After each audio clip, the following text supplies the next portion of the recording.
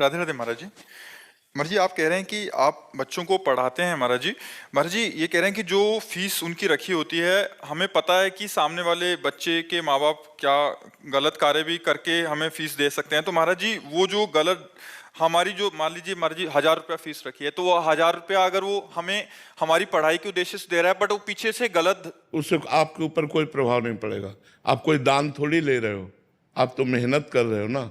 तो आपकी मेहनत का पैसा आ रहा है, वो बेईमानी से दे रहा है, लेकिन आपकी मेहनत का आ रहा है, इसलिए आप पर उसका कोई प्रभाव नहीं पड़ेगा, कुछ प्रभाव नहीं पड़ेगा। हमको पता भी है महाराज जी कि वो गलत तरीके से। हाँ, तो भी आप मेहनत कर रहे हो ना बच्चे के प्रति, तो उतना ही ले रहे हो ना।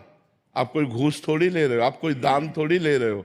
अगर आप घूस लेते होते कि बेईमानी का पैसा और घूस लेकर के निर्दोष को जो है दंड दिला दिया और दोषी को मुक्त करा दिया, तो आपकी दुर्गति हो जाती।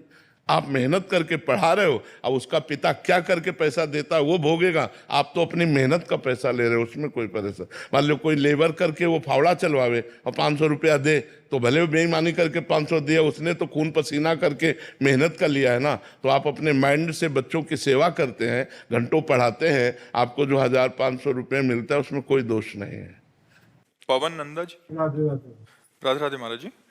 महाराज जी, प्रयासरत, स्वाध्यायरत, मनन चिंतन रत रहने पर भी शरीर हूं ये भ्रम नहीं जाता, ना ही स्वयं स्वरूप का अनुभव होता है, कोरा सीखा हुआ ज्ञान है। महाराज जी, ऐसे में महाराज जी कैसे अनुभव आए? इसीलिए सोई जाने जेहि देहु जनाई और जानत तुम्हें तुम्हें हो जाए। भगवान जिसे आत्मस्वरूप का ज्ञान प्रदान करते हैं उसी को बोध होता है। वेदांत पढ़ लेना, शास्त्रों का प्रवचन कर लेना सरल है, लेकिन आत्मस्वरूप का बोध होना कठिन है। इसीलिए भगवान का भजन करो।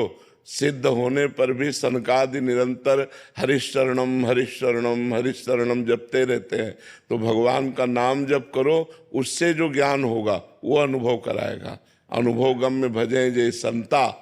जो अनुभव जिनको हो गया है वो भी भगवान का भजन करते हैं, और जिनको अनुभव करना है उनको भगवान का भजन करना ही पड़ेगा।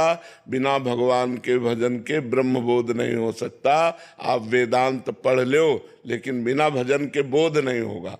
भगवान ही बोध कराते हैं। सोई जाने जेहि देहु जनाई, जानत तुम्हें तुम्हें हो जाए।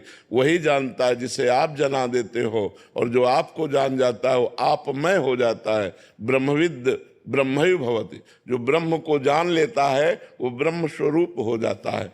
तो केवल पढ़ने से या सुनने से, नायमात्मा प्रवचने न लभ्या न मेधया न बहुना श्रुतेन। बहुत बुद्धिमान हो, बहुत प्रवचन कर लेता हो, बहुत प्रवचन सुन लेता हो, इससे आत्मबोध नहीं होता।